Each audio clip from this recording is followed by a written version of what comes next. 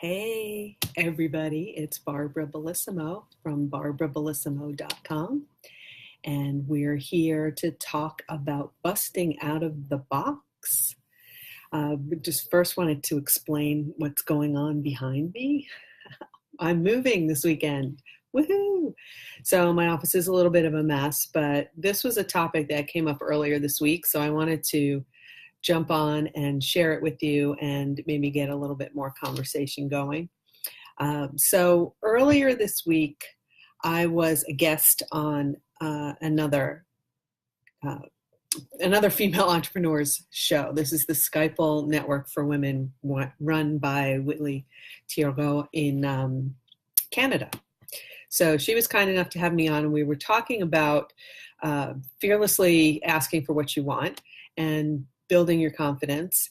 And she asked me, why did it take me so long to get over my own fears? As some of you know, I was a high-tech entrepreneur, a nonprofit CEO, and I've been doing this coaching and consulting work for many years along with those activities. And I thought about it for a while, and as I talked through my answer, came to the conclusion that I spent an awful lot of time dealing with battling or fitting other people's stereotypes. For example, when I was a nonprofit CEO, I spent a lot of time trying to fit in with the nonprofit world. I come from the private sector into the nonprofit world, and there are a lot of stereotypes that people in the nonprofit community have about people who come in from the nonprofit sector, like we're going to try and run them like a standard business and tell them what to do, and we have all these rules and regulations. And so I battled through some of that. Before I moved to the nonprofit world, when I was a high-tech CEO, I was trying to raise money for the company. And as you all know, the climate in Silicon Valley, particularly in the venture capital world, particularly in the high-tech world, there were not a lot of people in the rooms that I went into that looked like me. So I tried to tamp down who I was authentically so that I could fit in with the other people in the room.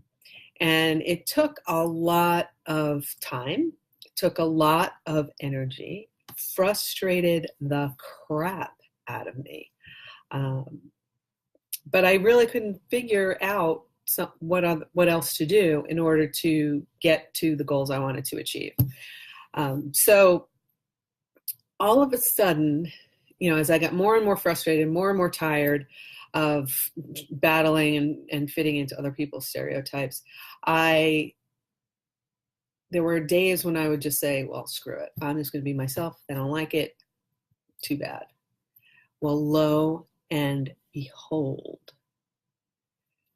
the more authentic I was, the more the right stuff started coming, the more I attracted people who were like me, who were interested in doing the same kind of work, who thought I had good stuff to offer them, and it started snowballing from there. So, battling stereotypes or trying to fit into stereotypes is simply an energy suck. And you have a lot better things to do with that energy. You could be serving your clients more. You could be spending more time with your family, or being a more engaged person with your family and friends. Tons of things you could be doing if you're not wasting time battling or fitting into stereotypes. Being authentic as much and as often as you can be scary.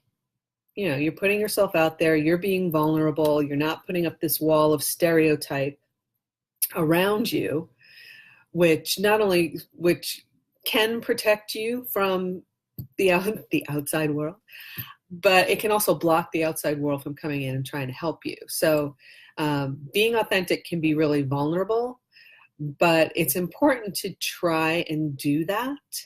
And one of the ways that I have found to make that easier for me personally is to find a community of support.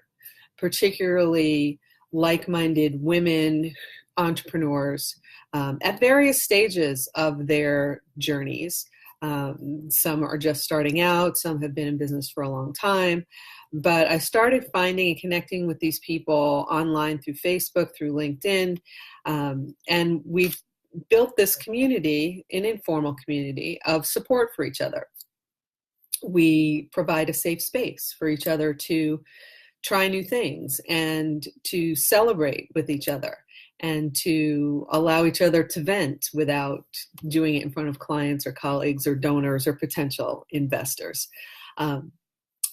So the combination of, trying out being authentic, finding a safe space where you can do that and sort of flex that authenticity muscle, and reminding yourself that you deserve what you want, whether that's through affirmation, either writing it down or listening to affirmations or pausing at the beginning of the day as part of your meditative practice to remind yourself that you're worthy and to reinforce the fact that you deserve what it is that you want.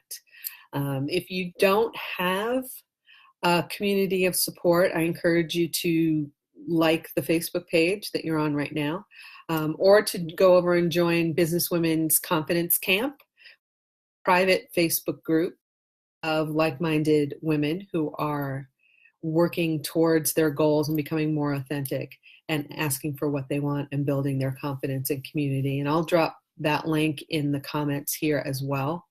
It may take a while, but it's easier to start letting yourself be authentic than it is to waste time and to waste energy battling stereotypes or trying to fit into someone else's stereotype.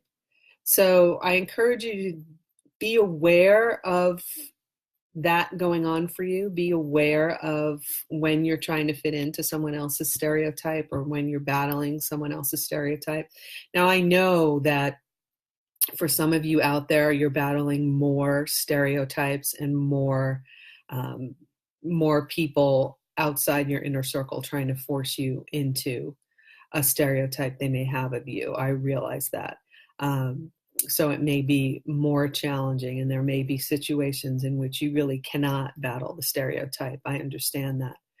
But wherever and whenever you can to try to start busting out of the box, I'm telling you, here's the opening of the box.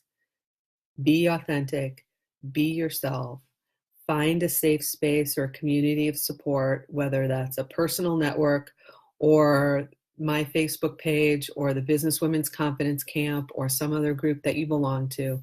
Please do it. Please try and put yourself out there a little bit more. The world needs you. We all need you.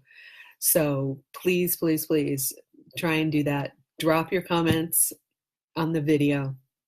I'd love to hear what you're facing, the challenges that you're facing, and if there's any way we can be helpful in Businesswomen's Confidence Camp or over on my Facebook page, we are more than willing to do it.